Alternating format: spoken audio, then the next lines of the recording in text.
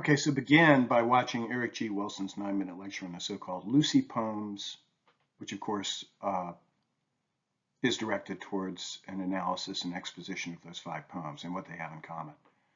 It's a worthy little discussion. It gives you a little break from me and my voice, a 9-minute break, and then you're back here for the usual video micro lecture. The final 5.5 minutes of Wilson's account, I think they're the best. Wilson distinguishes 3 aspects of this group of poems. The elegiac, these are, most simply speaking, poems of boarding. Number 2, the romantic with a small r. Everything we're reading is romantic with a big R. Romantic with a small r. These are love poems, ones which suggest that love can be experienced. They're kind of weird love poems, as he says. There's something almost gothic about them.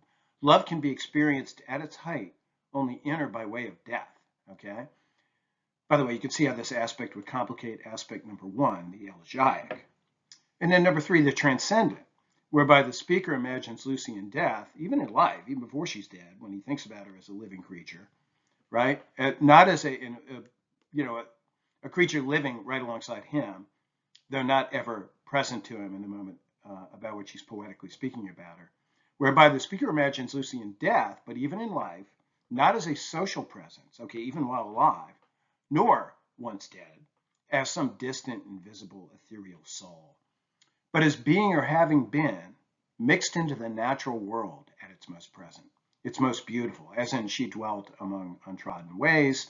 Lucy is a violet by a mossy stone. We don't really get much of a picture of Lucy herself. We tend to think of, when we think of Lucy, we think of a violet, and one by a mossy stone. Or here's that other side. This is once Lucy is gone, right? When she's dead, as she is in a number of these poems, in the present moment of the poem, at its most sublime, right? The natural world at its most sublime and powerful, as in a slumber did my spirit, where at the end Lucy is imagined. If we want to read this in a way that we're advised against by the critic, who is, by the way, I wanted to include that as a complicating account of what's going on in the poem, but if we read it as one of the Lucy poems, and not as a poem that is independent of the Lucy number, right, the Lucy sequence, we see the she as Lucy, and we see that she is rolled at the end of the poem. He imagines her being rolled round in Earth's diurnal course with rocks and stones and trees, and you get this, Wilson is very good on this, you get the sense of this universal motion, or at least global motion out there that she's caught up in, and you get a perception of her by way of that, this sense of the world is this big moving, global force outside of you. And there's something about that that's kind of consoling, It's kind of, in its own way, sort of reassuring.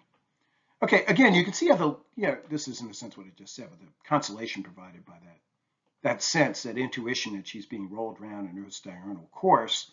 You can see how, again, the elegiac motive is compromised, because after all, you miss Lucy a little less, right? To the extent that she's not really gone.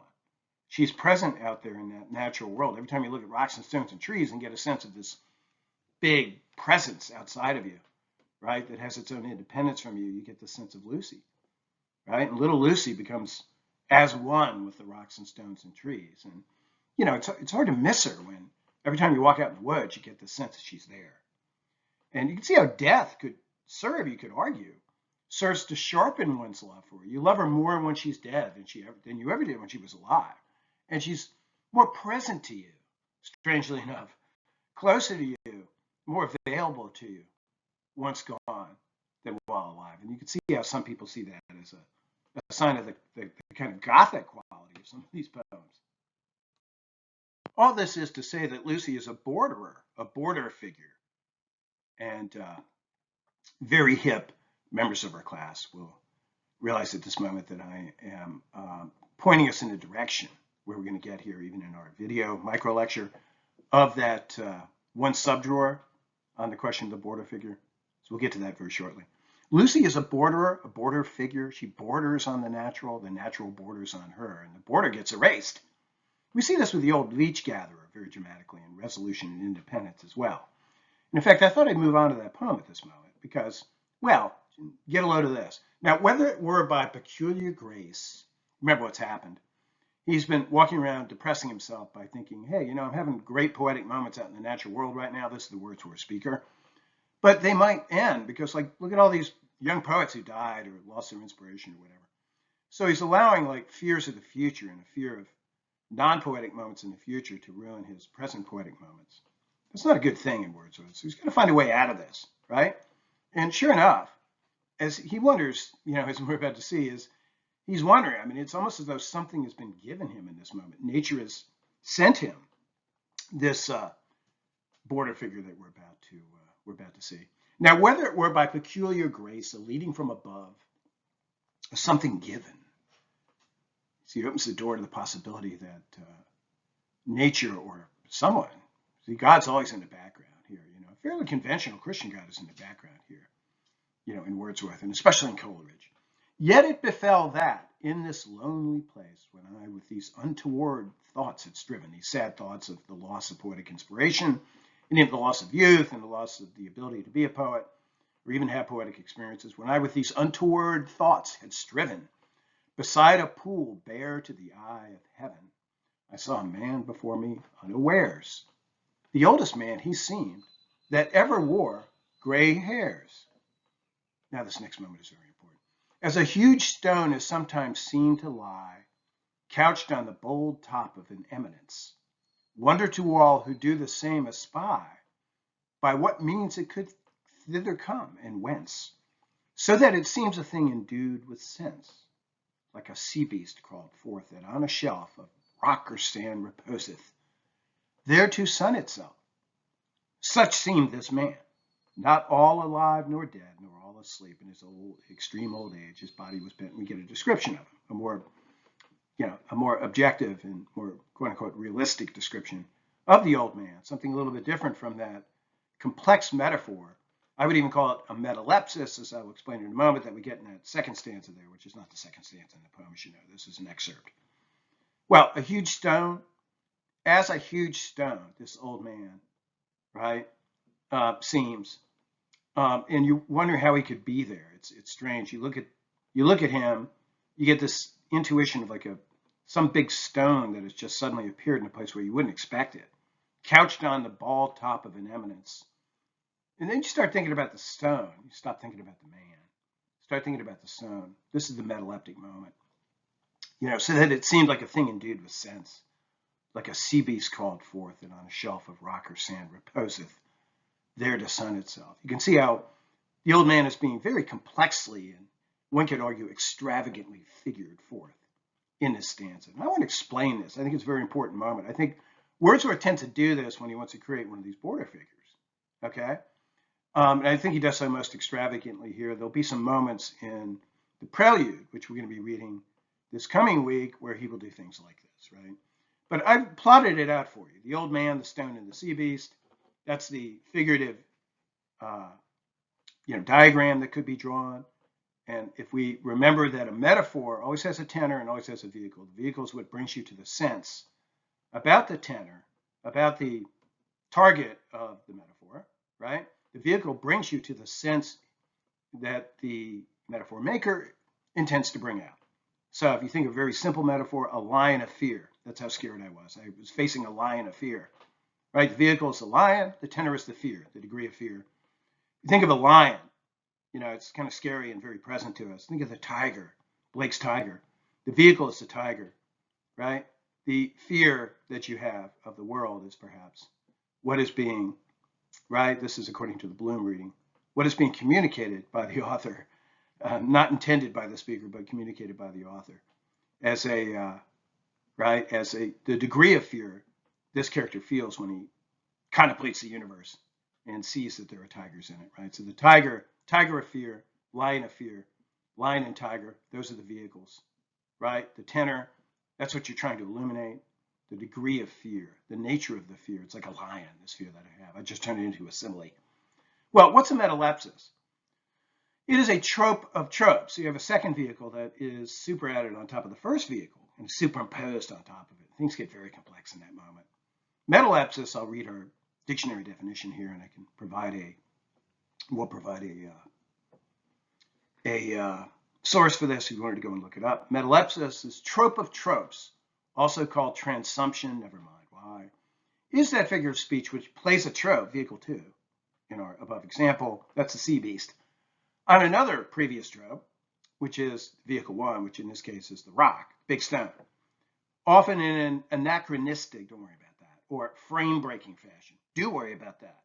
Does it not, does vehicle not, its appearance, does it not break the frame? The old man and the rock and the sea beast become more or less one. It's very difficult by the time we're caught up in that second complex metaphor, okay, the metaphor of the metaphor, the trope upon the trope, that second one, the sea beast. Once we start reading about the sea beast, it's difficult to think to, recall, remind ourselves as we read about the sea beast, that this is all describing the old man, right? And you wonder whether the old man isn't there to describe the sea beast. Everything gets kind of jumbled a bit, right? And I think this is intended. This is a way of erasing the border, if you can see what I mean. The sea beast begins to, right, the border between nature and the human. In Wordsworth, the sea beast, begins to be the tenor, you can almost argue, or the immediate vehicle, and the right, and the sense, the object, the target of that vehicle suddenly becomes the natural world. We forget about the old man for a moment, but we only for a moment, then the old man enters back into the picture. And can we not feel, do we not feel that the old man's being mixed up in the natural to such a degree that the border between the natural and the human is erased? And we're going to see another instance of this in the very next plate. Yeah, so let's look at a couple of other moments in the poem and move beyond the focus on Wordsworth's figuration. Though what's happening here in these moments, figuratively speaking, is very interesting indeed. Nevertheless, notice the effect of these moments. The first one, upon the margin of that, 74 to 77, upon the margin of that Moorish flood, motionless as a cloud, the old man stood, that heareth not the loud winds when they call, and moveth altogether, if it move at all. Now, very interesting, again, figuratively speaking, we don't think of clouds, right, as hearing or not hearing the loud winds when they call. So there's something very interesting going on up there that I wish we had time to pause over and just, take pleasure in just how well done this is, okay? And we can do it. It's the kind of thing that perhaps you could begin to do something like this when we get to your course on the midterm maybe, as well as in your course projects, okay? But notice what's happening in both of these passages, okay? You've got that opening, well, not opening, but 74 to 77, then a little later, that earlier passage and a little later passage, the old man still stood talking by my side. So they get into conversation, the old man and the young miserable poet. And the old man says various things to him, and he pays attention to what the old man has to say. But at this one moment, we're about to see something else happens. The old man still stood talking by my side, but now his voice to me was like a stream, scarce heard, nor word from word could I divide, and the whole body of the man did seem like one whom I had met with in a dream, or like a man from some far region sent to give me human strength by apt admonishment. And I think some very interesting things are happening in these passages, over the course of these passages, and over the course of the poem. And all of this is, of course, introduced by that complex metaleptic moment that happens relatively early in the poem. Just notice this. It's little wonder that when the man appears, he appears upon the margin, okay? The border, okay? That he stands on the border, upon the margin of the Moorish flood. So this is the moment after he's appeared, to be exact. But as he persists, you see that he doesn't relax into normality at all. And the normalcy of this encounter is anything but, okay, recognized by the speaker. The speaker instead sees everything as kind of strangely exceptional. As he stands on the margin, not in solidly within one sphere or one realm or the other. He stands on the border. Now, what's very important is you persist, as you pay attention to that bordering presence of the old man, is to see that the effect of standing on the border is not to make us pay attention to the border, okay, so much as to, in fact, erase it, right? It's not so much, his presence does not function so much to enforce distinctions between the two things bordered, the two things that are border on each other, but rather to erase those distinctions. Okay? And just to illustrate this, look at some of those distinctions. For example, the distinction between sleep and waking, right? His voice to me was like a stream scarce heard, nor word from word could I divide, and the whole body of the man did seem like one whom I'd met with in a dream. But he knows he's waking. So we have this typical distinction between sleeping and waking that seems to be under erasure.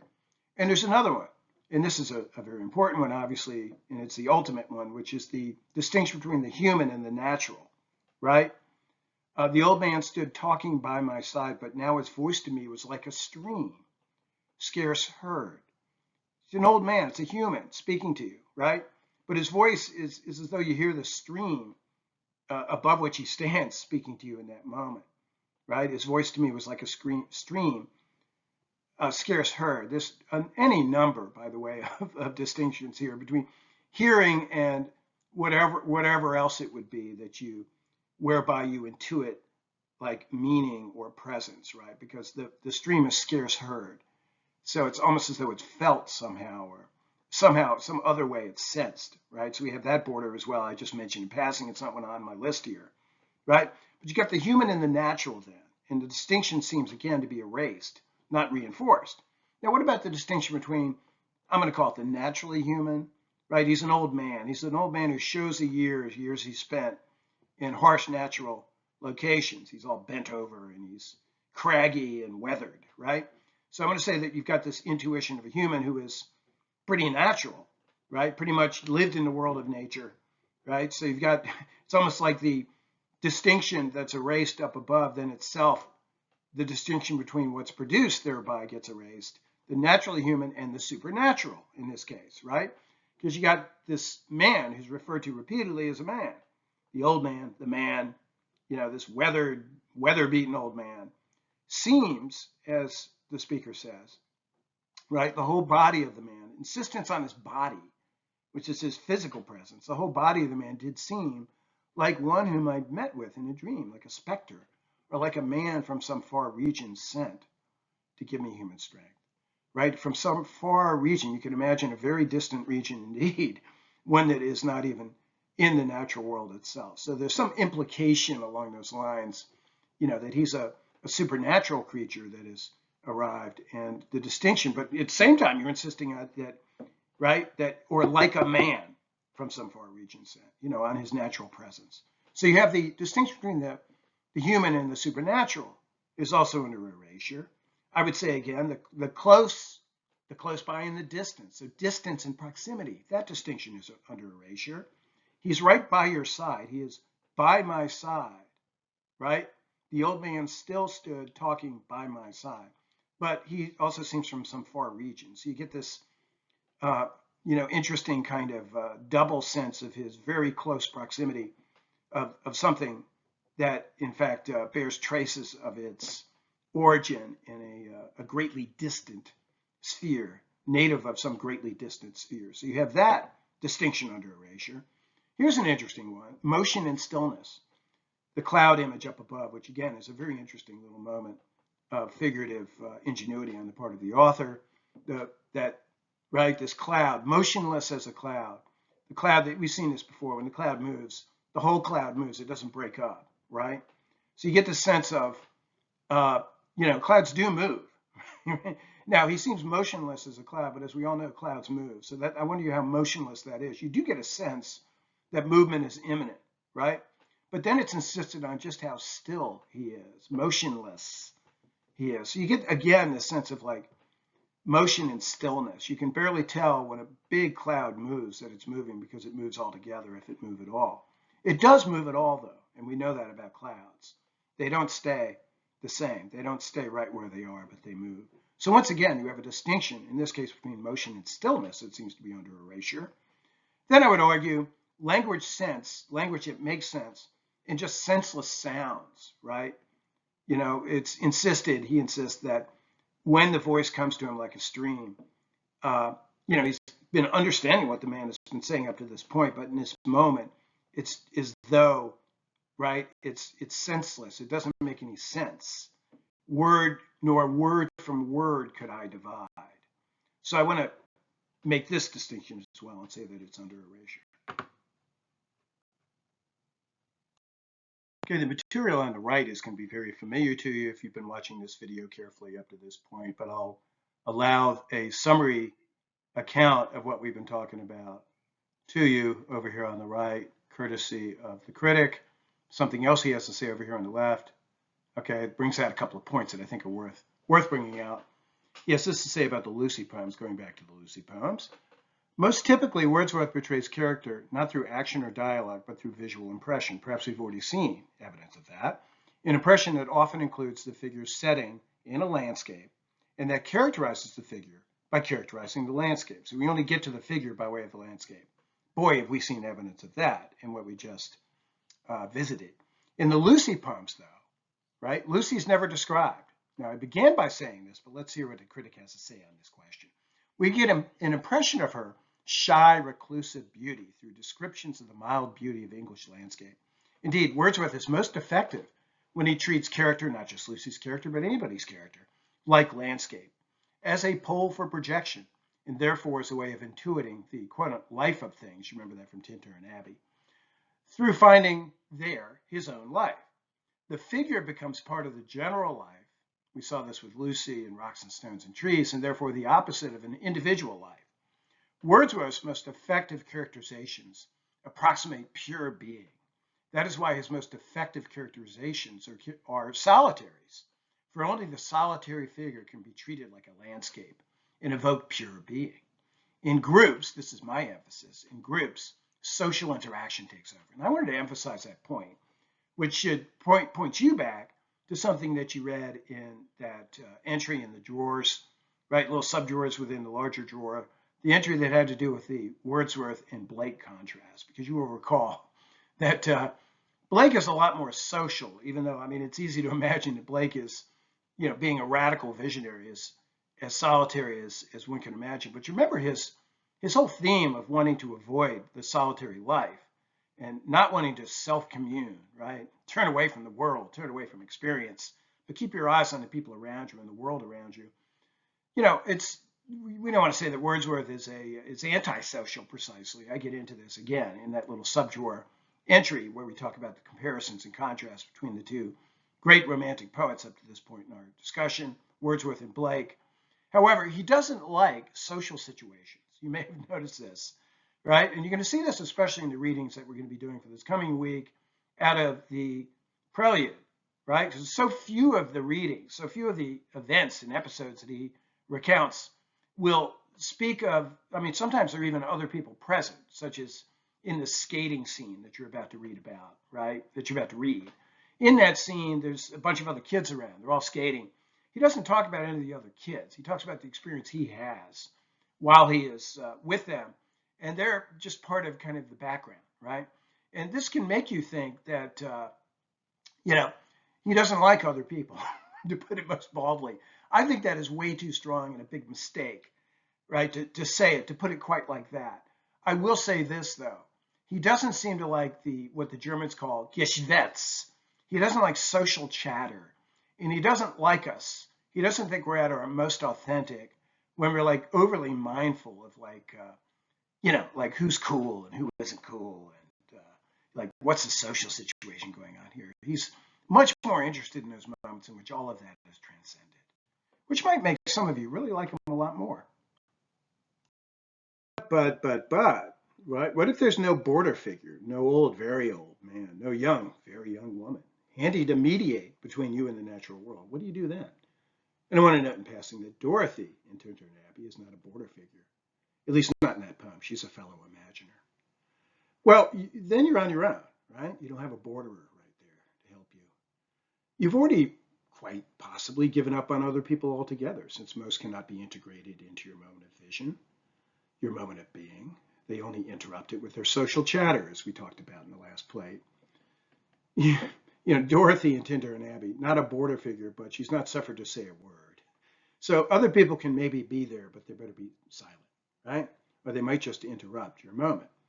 The other person, not much of a person when that person is a borderer, right, goes from being an aid imagination, right? An avenue, a means of imagination coming to its own destiny, to a positive hindrance. So you can see what you would do. You would go off by yourself and you'd avoid other people since you can't find any borders and everybody else chatters too much. Okay, but here too we have a problem, and this may be a problem eventually even when border figures are handy. The loss of inspiration, a very real, indeed an inevitable event in the Wordsworth template, the career of the imaginer, as well as Wordsworth's own personal career. This is another way of saying that the problem faced by the Wordsworth poet figure in resolution and independence, it could be worse. You know, things can always get worse. And in the intimation ode, things do. Here the poet figure meditates on a sort of fundamental loss of imaginative power, inspiration, that cannot be solved by the sudden appearance of a leech gatherer.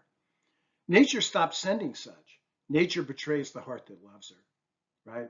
She stopped inciting any sense of sublime. I'm going back to some of the language of Tinter and Abbey. Even natural beauty has faded. There still is beauty, but its power to arrest, to lay us asleep in body, again, lines out of Tinter and Abbey, so as to enable us to see into the heart of things, that's gone. And here I'm quoting from the Intimations Ode. The rainbow comes and goes, and lovely is the rose. The moon doth with delight look round her when the heavens are bare. Waters on a starry night are beautiful and fair. The sunshine is a glorious birth. But yet I know where'er I go, there have passed away a glory from the earth. Let's pay attention to just a few of those lines. The rainbow comes and goes, right? Do you remember that? My heart leaps up when I behold a rainbow in the sky. Here the rainbow comes, and then the rainbow goes, and my heart does not leap up. Well, the speaker tries to recover, calling upon hearing. You're not surprised to see that. Calling upon hearing is the sense most likely to enable the powerful sort of delight that is now fled. Quote, ye blessed creatures, I have heard the call ye to each other make. He sounds like he's on the echoing green of Blake. I hear, with joy I hear. But a little further down the poem, but there's a tree of many, one, a single field which I have looked upon. Both of them speak of something that is gone. The pansy at my feet doth the same tale repeat. Whither is fled the visionary gleam? Where is it now, the glory and the dream? Well, you get the sense he's forcing it in the lines above. I hear, with joy I hear. Is he trying to cheer himself up? Is he trying to convince himself? Note the abrupt shift. I realize that I'm disconnecting lines 36 and 7 from 50 and making it sound as though line 50 follows on line 37, but there's more of what you find in 36, 37, just before 50, if you'll take that on faith for the moment. Note the abrupt shift, because I think it is abrupt, to the visual image of the lone tree. It's as if he cannot keep it out of his head, even amidst that dubious joy and the tree that he so sure he feels. And the tree speaks of something else, not joy, but the absence of it, something that is gone. We come to the summary statement, which I believe also to be an acknowledgement. Whither or wherever it is fled. I mean, it seems to be a question. It's more rhetorical. It's quite a rhetorical statement. Whither or wherever it is fled, it is gone. That's the acknowledgement. That visionary gleam is gone. We are now ripe for experiences of the very downbeat one, of the downbeat kind, such as the one recorded in elegiac stanzas, about which some of you wrote, and wrote well, in the discussion board. So whither the joy and the gleam have fled, we know where we are, in dejection. And we're going to be further in dejection as time passes and we get to Coleridge, who most of his career was on the brink of dejection, even more so than Wordsworth. First, of course, we've got a lot more Wordsworth to do, right? So got another week, maybe even more than a week, as you will see if you look at the schedule. This is a long enough video for today, so I'll let you go. Bye-bye.